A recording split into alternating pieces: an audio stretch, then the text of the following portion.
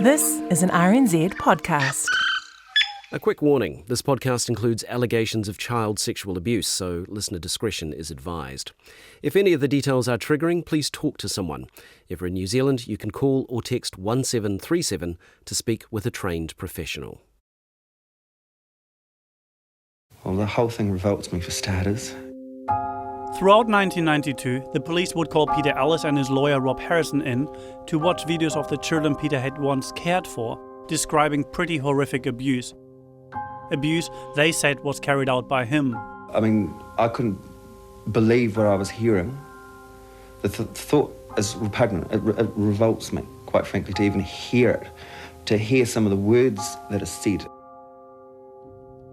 Peter Ellis and Rob Harrison would be escorted to a room inside the Child Abuse Unit's Colombo Street offices.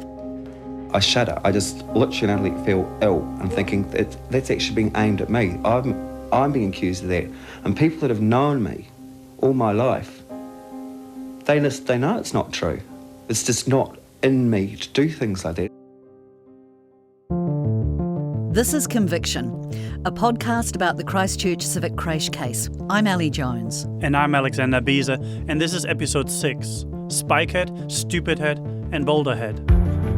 When children are that little, they don't use language and they don't have the same sort of concepts as we do. My daughter, like all children, has a good imagination, but there's nothing in her life experience that can imagine talking about other men doing things to her. They go off into fantasy land and start talking about flying on elephants. Things like we took him to a cemetery and made him dig up Jesus and stab him in the forehead. I mean, for God's sake.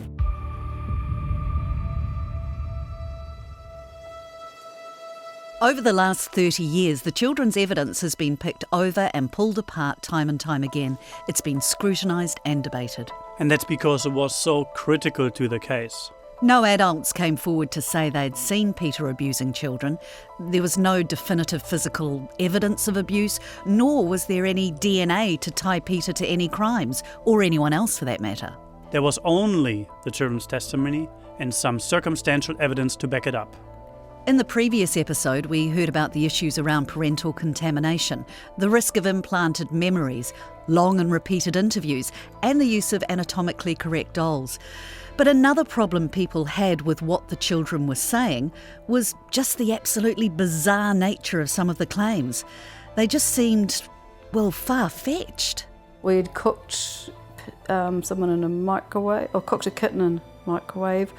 Marie picked up and threw a chair. We'd buried a child, and this child didn't exist. And out of the blue, it wasn't only Peter Ellis being accused. Gay Davidson, the creche supervisor, so Peter's boss, was accused as well of what's become known as the circle incident. This was one of the allegations that led people to believe the abuse was ritualistic. Adults were said to have danced in a circle around naked children before making them kick each other in the genitals and perform other indecencies. We took them to the swimming pool and left them there. Peter drove them, he doesn't drive. One child came through my roof of my office, which is concrete, in a cage. He was lowered through the roof. Being in a big group and naked with tin cans around our neck, playing instruments, getting the kids to hit each other. It was really nuts. Gay, as well as teachers Marie Keyes and Jane Buckingham, were all implicated. The boy who first brought up the circle incident was Bart. Remember, we're not using the children's real names, they're permanently suppressed.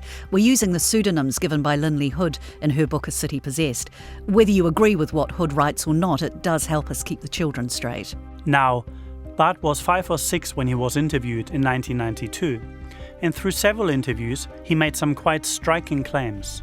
He said he'd been made to eat poop, that Peter had put his penis up his bum, and that it felt ticklish, that he'd had needles inserted into his penis, and that other men and someone called Robert had also been cruel to creche children. Bart also claimed Peter had dressed up as a witch and as a judge and threatened to change him into a frog and send him to jail if he told, and that children had been put down a trapdoor into a maze where Peter's friend, Spikehead, Stupidhead and Boulderhead were all present. He said Peter Ellis's mother Leslie had given him a poisonous drink and that he'd been put into an oven to bake, and that a child called Andrew had been killed.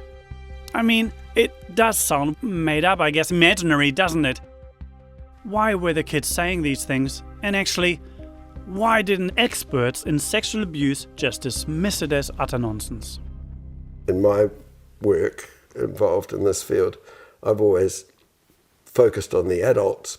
Previously, we heard from Barry Parsonson talking about the reliability of children's memories. Because I think the adults are in a position where they interview a child and go through things with them in such a way that they can cause the child to become more firmly entrenched in the belief that something's happened to them when it may not have. He's a clinical psychologist and one of the few people to have seen the full, unedited videos of the children's testimony. I mean, part of the problem is that if a child is very young, they may not have a meaningful or accurate memory for what has happened. And we know now that false memories can be implanted. Parsonson has a number of concerns about parental contamination and how the interviews were conducted, and he doesn't believe the children's evidence is reliable. Well, actually, Peter used to call the little swimming paddling pool that they had at the centre, he used to call that the Centennial Pool because that was the name of the major swimming location in Christchurch. So it's no wonder that some of these children assumed that, they'd been taken to certain places. Many of the allegations involve the children being taken away from the creche and abused at various sites around the city, like the Park Royal Hotel, the Masonic Lodge, and even at Peter's own home, and the Centennial Pool.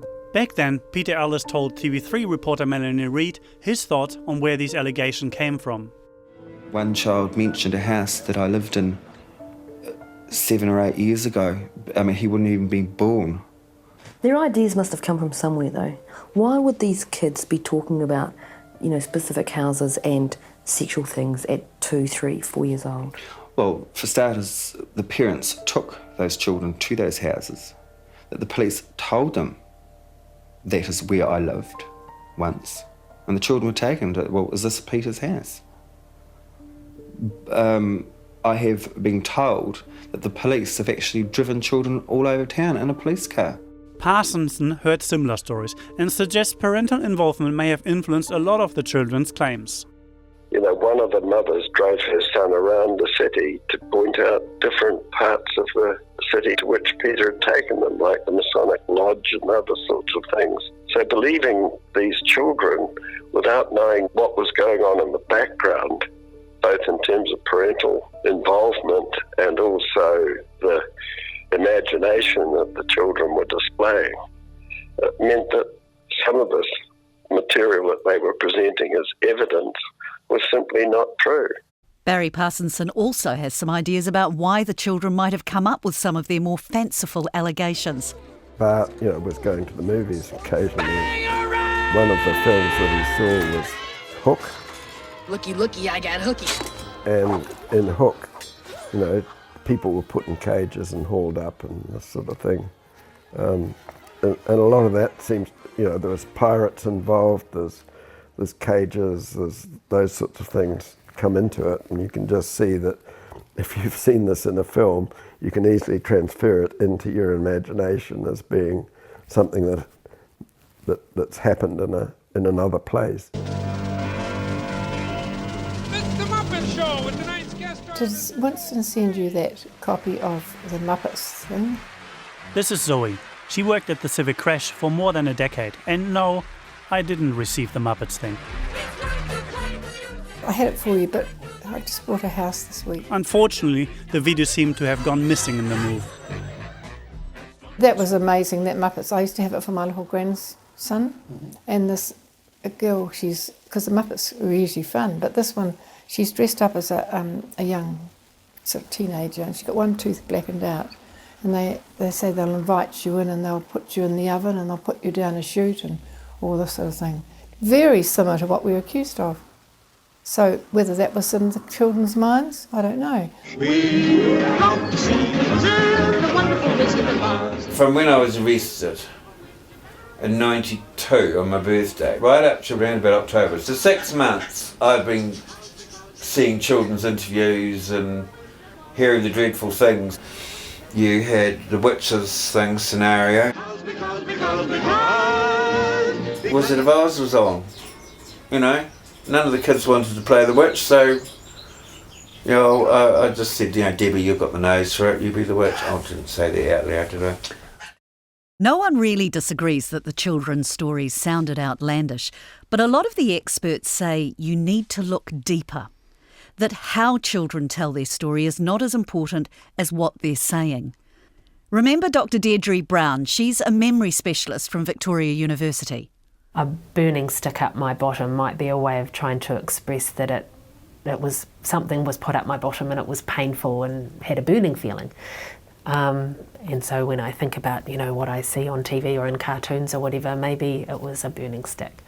That's one way we could interpret that. The other way is that it's children in fantasy land. Sarah Crane, the psychotherapist who counsels some of the creche families, echoes Dr. Brown's points about how such young children communicate.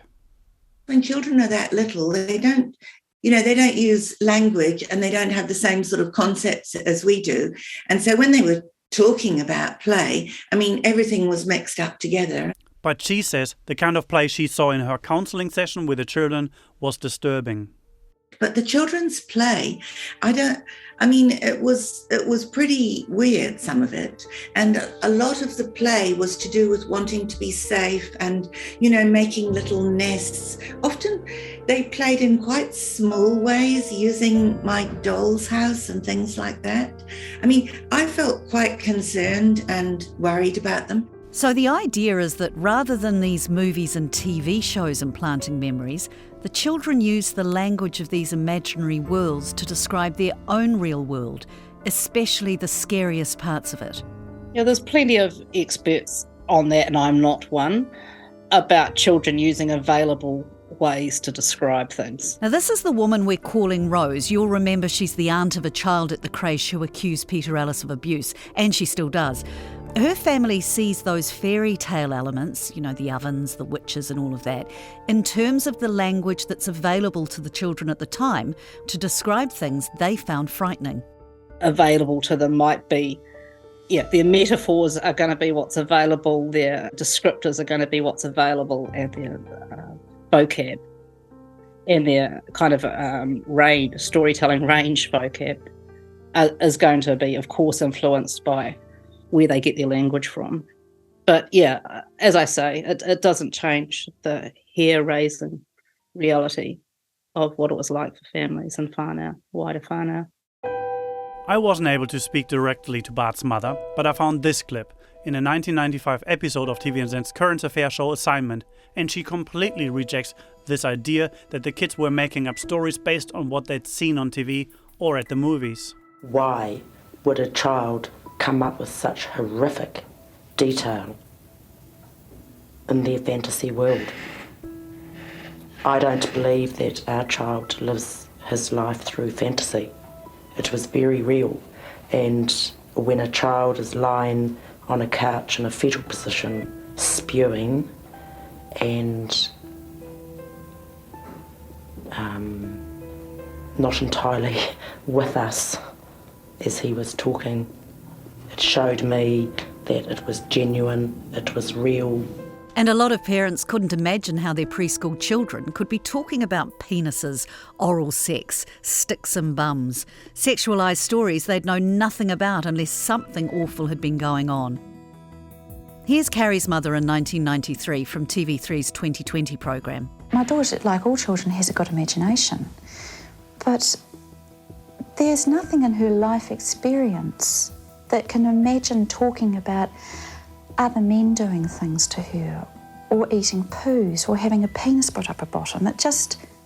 She'd never hear about it, and you don't imagine things like that. It's impossible. I can't imagine things like that. So there's no way that a 5 or 6-year-old can. Everyone wondered the same thing. So in the same programme, Melanie Reid put the question to Peter Ellis. How has it happened that you have ended up having allegations against you that are horrendous? needles in anuses, penises in mouths, making children eat faeces. Well, the whole thing revolts me for starters. Do you agree, though, that children, as a rule, don't know about sexual things? Well, I would have thought not. I would have thought that children wouldn't know, but I am just starting to wonder what.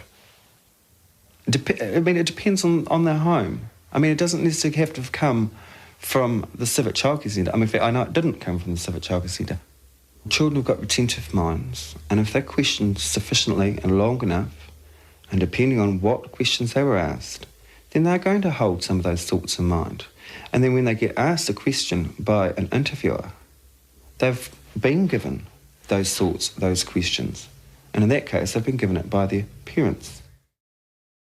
There are studies that show that children, incorporate information from overheard conversations into their own accounts as if that information was something they experienced or heard directly. This is Dr. Deirdre Brown again. And over time, the children may come to believe those things. They may feel very real. They may feel very convinced that this is what happened, particularly if along the way they've been reinforced for that. You did a great job today answering those questions. Well done, You've been a brave girl or a brave boy, and that was, good job. And so then the message is, oh, okay, so what I said today is the thing I meant to say. I'll say it again next time I'm asked. Now, she says generally children's disclosures can be trusted. If the explicit information came about through a spontaneous disclosure, so the child's offering it up without any kind of prompting or questioning, we might be more confident of its accuracy. So what she's saying is that a spontaneous disclosure is more believable. Yeah, but there's another way to look at this. Remember Michael Salter, the Australian criminologist? Well, for most of us, these stories about trapdoors and kittens and microwaves and the like, they make us think that the children must be imagining things, right? Well, Salter quotes a study by the American Professional Society on the Abuse of Children. In 1997, they published a study in which they took a series of substantiated child sexual abuse investigations. And the outcome of the study was actually that children who made so-called bizarre disclosures or unbelievable disclosures, that these were children that had been subject to more severe child sexual abuse, and actually corroboration was more likely to be evident in cases with so-called bizarre disclosures than in other cases. His point is that adults offending against children is bizarre. Now, for a 3 or 4 or 5-year-old child who's subject to, I think what we can agree is torture, there is no right way for them to disclose what they've been through. They don't have the capacity to make sense out of that kind of behaviour. I mean, we would struggle to make sense out of it as adults. So we need to put children's disclosure in the context of their limited psychological development, and to view so-called bizarre disclosure as evidence that the child is just fantasising. To take that as a default position is very dangerous. In part, he says, because what preschooler imagines being abused? The suggestion that children's fantasy life or imagination includes fantasies of sexual violence and being sexually victimised is an extraordinary proposition. To complicate things further, the stories of the creche kids kept changing. In just one interview, Curry said that she was abused lots of times, once a day, and only on Mondays and Fridays. When 5-year-old Bart was asked why he didn't mention the circle incident until in his later interviews, he said, "Oh, I just remember today." Yeah, and as we've said, these discrepancies could just be put down to the fact that we're dealing with, really young kids, 5, 6, 7, 8-year-olds. The problem is the police relied heavily on the word of those young children, really young children, when they laid charges against Peter Ellis. Having heard everything laid out over the last couple of episodes, the contamination, leading questions, the risk of implanted memories, even if we can't dismiss children just because they're children, can we trust what these children said? But it wasn't just what they were saying, Alex. Their families say it was also how they were behaving. In 2022, one complainant child, who'd be in her 30s now, appeared in a New Zealand Herald podcast. And she says in that she began to hate going to the creche and leaving her mother. Here an actor reads her words. And I can remember just screaming and crying and holding onto her jersey as tightly as I could and trying to let her know not to leave me and that this was not a safe place and don't leave them, but not being able to communicate that in a way that she would understand. I remember a sense of betrayal and being alone in the world for the first time, as here was someone who was my rock, my anchor, and I couldn't make her understand, and she left me there. And that feeling of aloneness has been quite pervasive through most of my life. Psychotherapist Sarah Crane saw some of these behavioural issues. I'm thinking there were two, at least, who stopped being able to sleep on their own. A couple of them, they had to sleep on top of their mothers to be able to feel safe at night. You know, to me, that's pretty extreme. And so there were a lot of things like that. And they were very anxious, very scared. Could those things you've seen, the clinginess or this being scared, being compounded, I guess, by having gone through those kind of processes? I think it's always a risk. And I know a couple of families that I saw, they chose not to allow their children to be complainants, and I completely supported them, which made me very unpopular with the police, I think. But never mind about that. In 2000, one father told the Dominion newspaper that he sought help for his daughter months before charges against Peter Ellis were laid. He said it was through pictures she drew that the abuse was revealed. Bart's parents also noticed some concerning behaviour before the interview process had even begun. In another Dominion Post article in 2003, they recalled a dinner where Bart put a fork into his carrots and said, quote, "This looks just like a big fat penis that you put in your mouth." When asked if they jumped on the abuse bandwagon, whether they were too eager to believe the worst, Bart's father says the opposite was true. And we've used actors again to give all the complainants who spoke out in this article a voice. When he did finally start telling us what had happened, I kept saying, "Are you sure about that?" I didn't really want to believe him. Bart was 17 when he spoke to the Dominion Post. I would have been happy to never talk about the abuse ever again. I want to forget it, but I'm sick of being called a liar. And if I don't say anything, Peter Ellis will keep going around saying he's innocent and more people will believe him.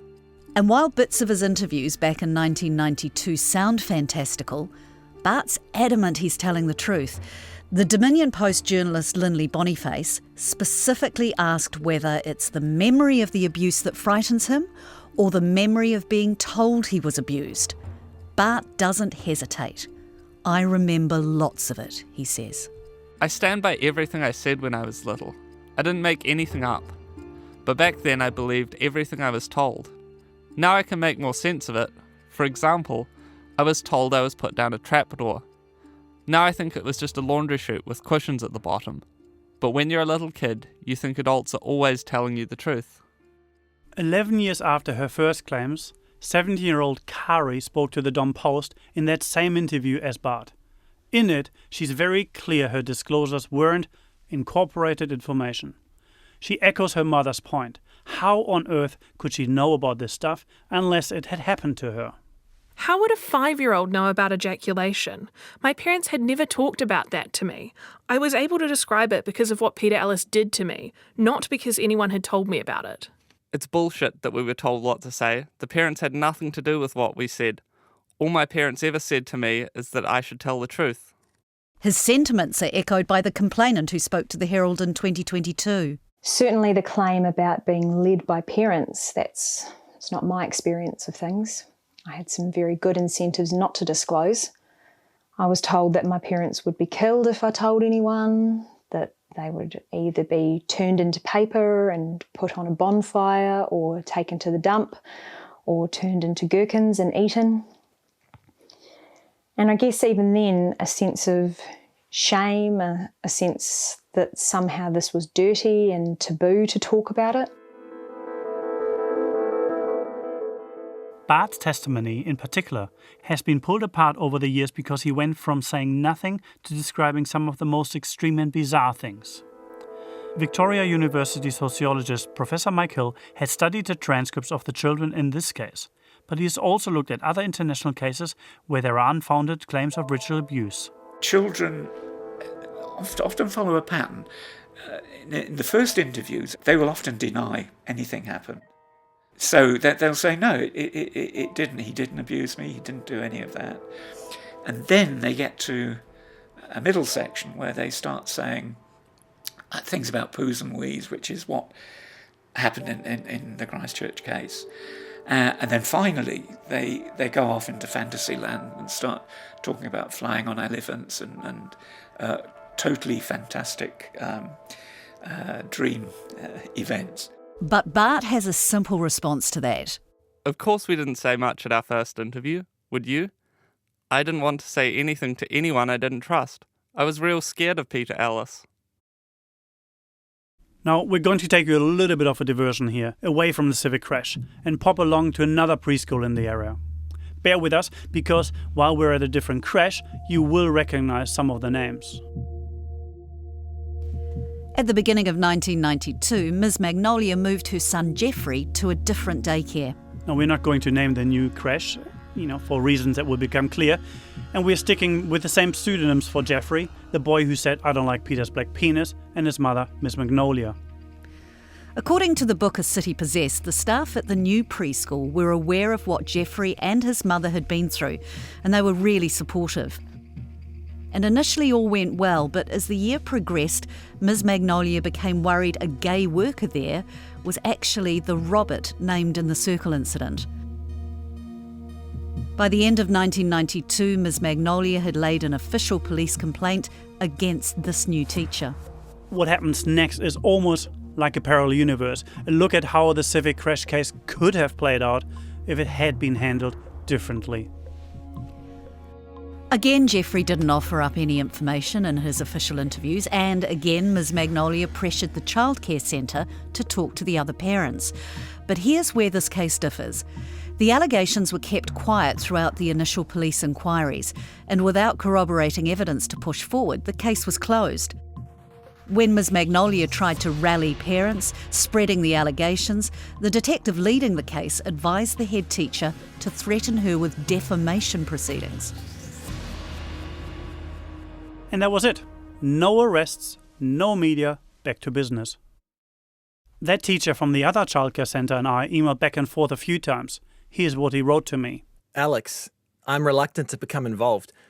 I have good friends on both sides of the fence of this experience, and my own thoughts are also divided. I have family who attended the creche as well, so this is not something I can easily discuss.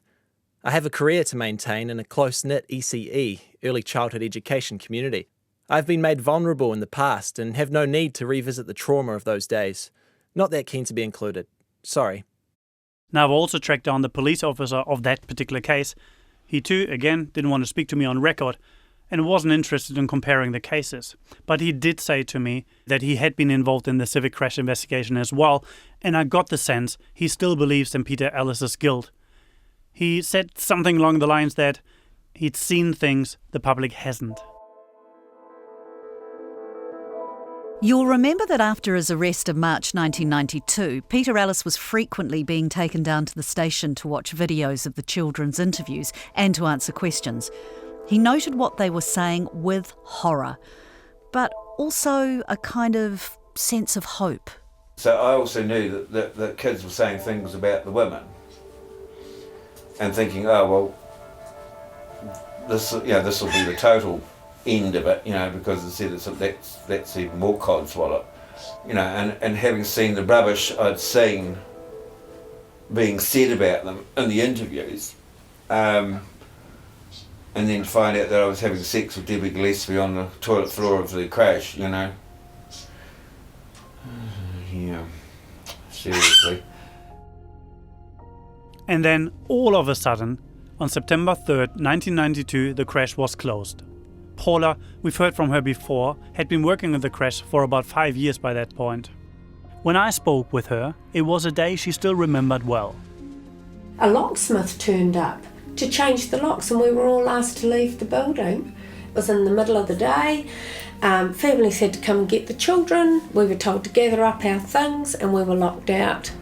And that was it. It was over. The place was shut down. And then it really started to take on a life of its own in terms of the case against Peter. The Civic Creche story was back in the primetime TV news. The playground was deserted today following yesterday's abrupt closure. No detailed explanations been given. For parents, the closure was totally unexpected. It's just stunned disbelief more than anything else. It's high-handed, it's just unreasonable. The 13 staff have been suspended. They've basically destroyed 13 lives without explanation. The closure of the creche was something Peter Ellis really struggled with. Until then, he'd thought it would all go away. But now it was spiralling out of control. It made me wonder how on earth this ever happened. This is Peter on TV3's 2020 programme. It should never have happened. What happened? That place been closed down. There were good people in that place. Something went wrong. And it was nothing to do with sexual abuse of children. It was to do with people that decided that it had happened. She didn't like it, but after getting over the shock, Paula could see why the council closed the creche. I guess by now they felt that it was such a festering sort of little pit of satanic ritual abuse, and it was already so dirty and sullied that, it's maybe a bit like when they discover bodies under a house. It's like, oh well, that house will now have to get torn down and, the site cleansed and all that sort of thing. It sort of felt like that to me, that it was like this civic creche now was just such a sullied, dirty place that, close it down and almost board it up. 3ZB News has obtained copies of a damning report on the Civic Childcare Centre. That feeling that the creche was a festering pit, as Paula puts it, was partly due to a new report released by Rosemary Smart. And her report says Alice's personal problems were classic signs of a potential sexual abuser. Now, Rosemary Smart was a psychologist tasked by the Christchurch City Council to review management practices at the creche. She began interviewing staff and others right back in March 1992, about 6 months before the preschool was closed. The report says childcare workers at the Civic Centre were abysmally ignorant of sexual abuse. Management problems are blamed for the fact that the alleged abuse went undetected. The report says complaints procedures were not clearly understood by staff or parents.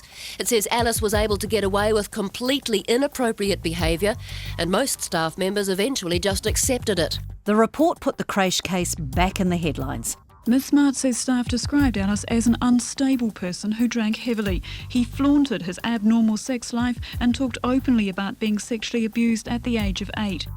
A couple of years later, investigative reporter Melanie Reid asked Peter about this. Were you ever sexually interfered with when you were a child? No, I was never sexually interfered with.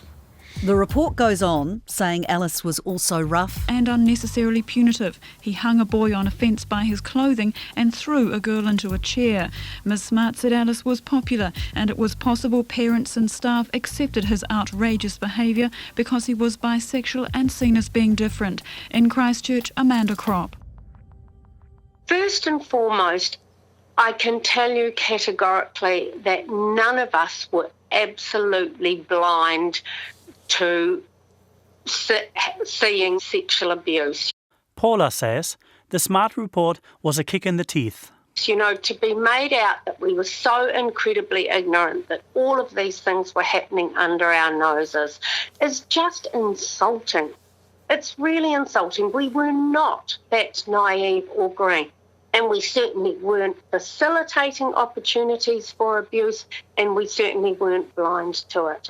Paula remembers her conversation with Smart. I would say that I was in there for 3 to 5 minutes. I remember her being extremely sweet and friendly and nice and, sort of very smiley. And I remember that vividly because she had rather large teeth. I think we were led to believe that she was coming in through the Christchurch City Council as our employers to sort of clarify our procedures and practices and how the centre operated, and to almost to some extent to be a support person for us. Paula said many of the staff thought talking to Smart would be an opportunity to clarify some of the things they said to police, which in hindsight they felt might have been taken out of context. Just things like hanging the child on the fence and throwing the child into a chair. We had a great big old-fashioned puffy armchair, and it was actually a game the children adored. They would stand on a little plinth in front of the big puffy chair, and Peter would throw a cushion at them and it would knock them backwards into the chair, and they just loved it. But I don't ever remember it being a game of fear or tears. He did things like tarring a treatment, which was, pretending to grab their ears and twizzle and twist, and sometimes he was probably a little bit rough. But he actually wasn't overly punitive. He was pretty kind, really. He was into fun and games and hijinks. Sarah Crane, the psychotherapist who counselled some creche families, saw Peter's hijinks differently to Paula. Yes, there was something, and this might have been in the culture there with the other staff, I don't know, there was something sort of quite mean. Like children said things like, the worst thing was when he pinched my ear really, really hard, and then he laughed. There were those sort of, and a couple of children reported, that sounds so formal, when they were in their play, they had this sort of play that often when they're little, they have a special blanket or a special toy that they take with them. And those used to get taken away. And I said to the parents, well, this doesn't quite make sense to me, because children have those kind of things with them so they can feel okay, feel safe, feel good, be all right about being away from you. And there were just sort of things like that were quite disturbing. Rosemary Smart didn't think this was simple hijinks either. I spoke to her a few times for this podcast, and I remember her being very likeable, but she struggled with my accent. She agreed to talk to me, but then changed her mind. She said to me it's been years since she wrote the report, and she didn't really feel like going back over it again. But she did say that she remembers there were many things she was told about the creche that just felt wrong to her. This is a clip from the 1995 TVNZ assignment program where Rosemary Smart explains why she was concerned about what was going on at the creche. Such as comments that were made about the children in their hearing, about the size of their genitals, about their bums and their tits. The fact that one of the staff members told me that she had seen Peter Ellis in the children's toilet with his fly undone. And when she thought back about the incident, she remembered, in fact, that there was a little boy in there, and she remembered the child's name. And the thing I think that aroused most of my concern was that people were telling me these things in a very matter-of-fact tone of voice, as if they were quite okay. And to me, they weren't. And so I really had to question my own values about this thing. But I know that the 2 days that I did my interviewing, I went home and felt that I really wanted to have a bath or a shower afterwards. The Smart report was not without its flaws. In parts, it blatantly assumed Peter Ellis is guilty, even though it was written months before the trial. She also quotes controversial research by sociologist David Finkelhor, which highlights the involvement of women in ritual sexual abuse. We were all quite shocked and surprised and felt that it was very out of context when the report came out, and it was incredibly damning. We didn't see it coming, we were blindsided, and it certainly didn't seem to any of us that that was the picture we'd portrayed. But then we had spoken very openly as well. Do you think, in retrospect, that there were things where one could have reined in Peter, or where the practices could have been slightly different? Yes, definitely. Things that were happening there would seem abhorrent now and professionally unacceptable. However, I think that was a journey that the whole professional sector was on. And do you think that report had an impact in the closure? Yes, I think it was one of the driving forces. One of the police officers involved in the case later told author Linley Hood that they were given a copy of the report and that he was certain it had been a factor in the decision to close the creche. To recap, the report painted a picture of the creche as a place rife with sexual innuendo and of the other teachers as being willing to turn a blind eye to the worst of Peter's behaviour. And that got the police to wondering whether the other teachers could be involved. Well, Paula reckons it's no surprise the women were dragged into it. Well, those evidential interviews were relentless. The only time the evidential interviews actually stopped for a child was when they ran out of people they could name and stories they could come up with within the civic creche. And so they started disclosing about the police, because they were having a huge amount of contact with the police in their lives. You know, they were going around to their homes and dealing with their parents and things, and they'd started naming police, or some of the actual social workers who were doing the evidential interviews started to get named. So of course that's when it was like, oh well, this is obviously, you know, gone too far, and these children have done far too many disclosures, so we'll shut it all down. But the net was already cast.